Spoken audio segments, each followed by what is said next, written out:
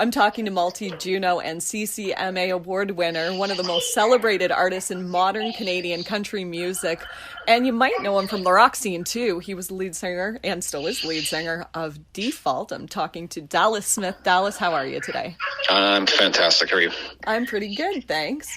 So you've got a bunch of shows coming up, and we'll talk about those. But I first want to bring up one of my greatest concert memories is from a Default set. And I'm not sure if you remember this, but it was very unique that it even happened. And I think the song was All Is Forgiven, and you were singing about the rain, and it started to rain just for that song. I remember that very, very well. Wasn't there a ton of bugs that were out that night that came through? Yeah, and it was so hot, and the rain that happened, it was just a mist. It was in Sarnia, Ontario. That's right, I remember that very well. Yep. It was the coolest thing because as soon as you started talking about the rain, it just kind of came down, and when the song ended, it stopped.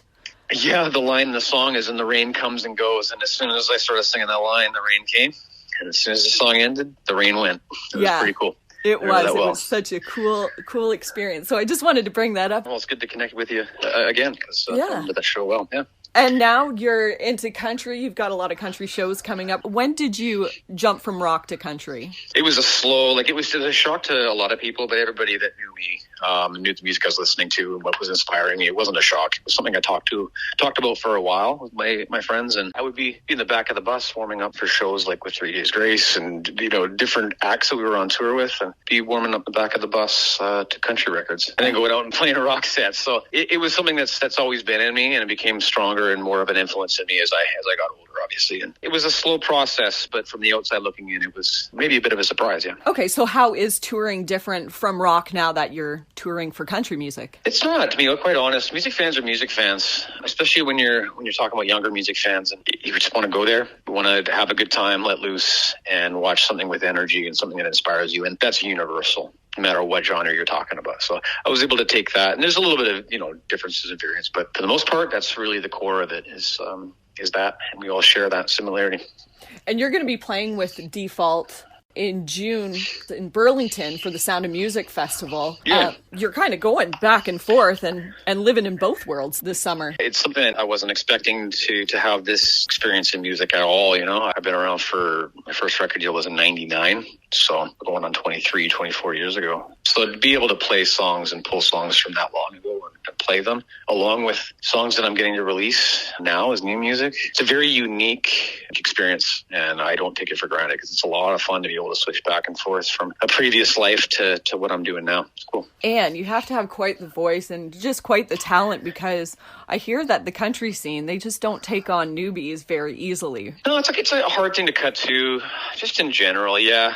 But, back in the day when I released my first country record, so 2012, a lot of chatter about country radio doesn't really they question the authenticity of artists that come over from different genres over to country music. And I told my story and released the record, and the rest is history.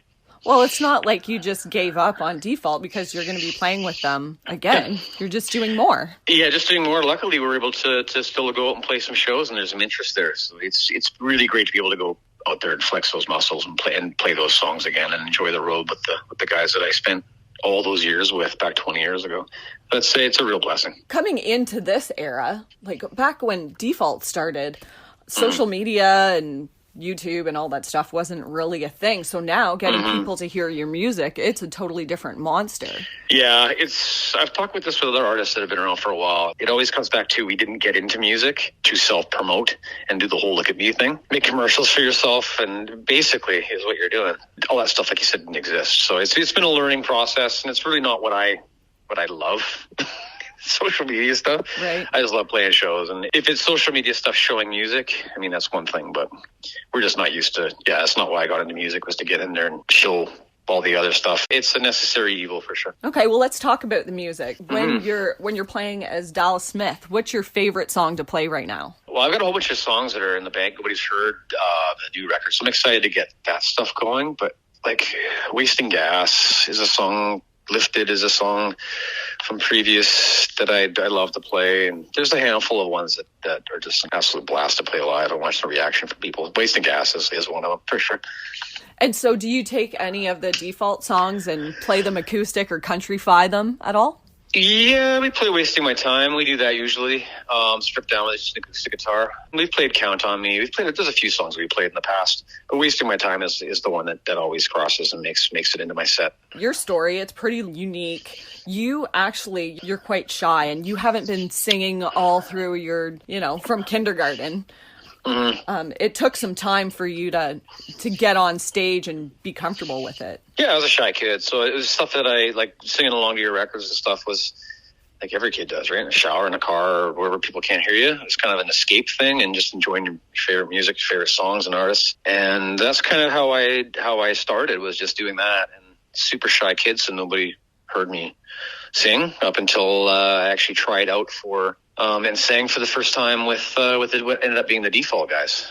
I was like friends with them and went and saw them with different bands and different acts and stuff. And that's the three other guys that I got drunk with on a Friday night and sang a couple songs. And and a year later we had our U.S. record deal back in 2000. So yeah, it's a year later. Yeah. So nobody had ever heard me sing before. I got over it. And then wrote a bunch of songs with three other guys. And a year later, we had a U.S. record deal. And then a year and a half after that, we had a platinum record.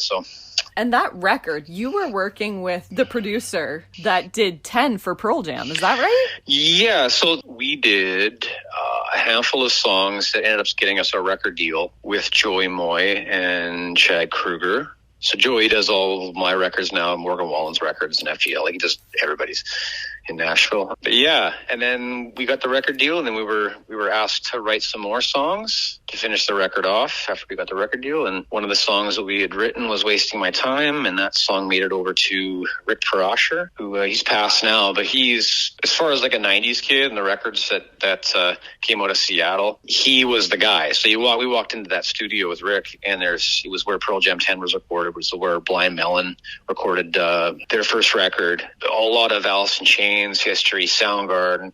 That was just, London Bridge Studios was like the home base for a lot of that stuff. And Rick had his multi-platinum records on the wall from my childhood heroes. And our first record, The Fallout, with Wasting My Time on it, that Rick produced, is on the wall. The platinum record is on the wall right beside Pearl Jam 10 and Blind Melon. They're my heroes' records, and mine's right beside it. So it's working with Rick. I wish I could go back in time and enjoy more time with that guy, because he was massive talent and like a massive influence on me, the records that he made. And then being able to do that, make some, record some songs, and record a song that had a lot of, Wasting My Time was a song that will stick forever, fortunately, and I hope. And so be able to do a song like that with that guy and have those milestones against those other milestones that I looked up to as a kid is that's such a huge honor. Okay, that's one I'll take to my grave as one of the coolest things.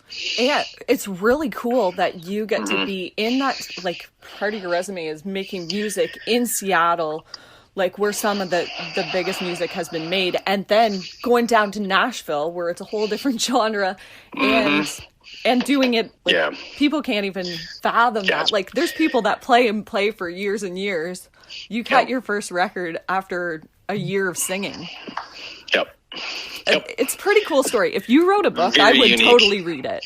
Very, very unique story. I might one day. It's a very, very unique story. And when you're that recluse and that shy, and then you end up touring, 2.5, 3 years with a band like Nickelback, who had the number one song for forever. During those times, they were dominating. We had the number 2 song with Wasting My Time, traveling the world with those guys. And that was my introduction into touring, into the music world. And it's a lot of amazing memories from that time and a lot of traumatic memories from that time, just being thrown to the wolves like we were. And I was, but I wouldn't change it. It's shaped me as a person. And I've become pretty resilient. Yeah, I think I turned out all right. You did, for sure. So you're going to be playing with Nickelback again this summer, because you guys are both going to be at Boots and Hearts, and you're going to be playing, Dallas Smith stuff. Yeah. You're doing country, they're doing rock. What's your take on that crossover in one festival? Well, this goes back to, it's the same crowds, right? I mean, it's young crowds just want to have fun. Bring the beer, bring the girls, bring the guys, bring the fun. Right. It doesn't matter. So I'm not surprised that they're crossing. That you're starting to see the crossover. I'm not surprised at all. Well, I think it's cool too that like I have a lot of friends. One of them will like rock, one of them will like country. So they're always going to see concerts with their friends and not each other. So this is a great opportunity for them to enjoy the same day. Yeah. And this is also a recognition that there's a lot of different elements in country music now, where you can tell that some bands that are making country records now are fans of Nickelback. It's just not a specific thing that you have to love Conway Twitty and Garth Brooks just to make country records. Those are other influences are going to come in, and that's why a band like Nickelback and Thornley is actually on that day. And Hardy, you're starting to see all the success with the rock stuff with Hardy. Yeah. Along with the country stuff he's doing. It's just natural that these things starting to share the same stage. Awesome. Well, you're kicking off everything this year, April 28th at the Colosseum at Caesars Windsor. Have you played there before? I have. Yep, great venue. I always love playing casinos. I'll see you guys at the blackjack table. Yeah. Spent losing my paycheck. Well, we've seen you at the Bull and Barrel in Windsor, and I couldn't think if you played the Colosseum. The Bull and Barrel, that was a while ago, maybe. Oh, yeah. That 12 was years Brownlee. ago? I remember that. Yeah, I remember that was the Boys of Fall tour with Brownlee. I think that was actually the first show of that tour. Oh, really? If I remember correctly, yeah. Yep. Okay. You're also going to be hitting up Timmins, Ontario, home of Shania Twain. Yep. That's pretty cool. And then Cam Rose, and then, of course, Boots and Hearts, August 12th. And that's got quite the lineup. So, and then all your dates, of course, with Default. Who are you playing more with? The country or with Default? Country stuff. Yeah? Country stuff. We'll do a handful of shows with the Default guys. But it's going to be a busy year with my own stuff. It's good to be back, and it's good to see the scene picking back up after the pandemic. Everything just halted and everyone slowly came back, right? So yeah, it's a slow go, but people are starting to come back for sure. It was gone a long time in Canada. Yeah. Well, you're not going to be any younger than you are today, right? Nope, I don't. I welcome it. Well, thank you so much, Dallas, for taking the time with me, and good luck with all your shows, both country and with Default. I hope you have a great summer. I appreciate it, Dana. Thank you very much. Yep, have a good one. Okay, you too. Bye.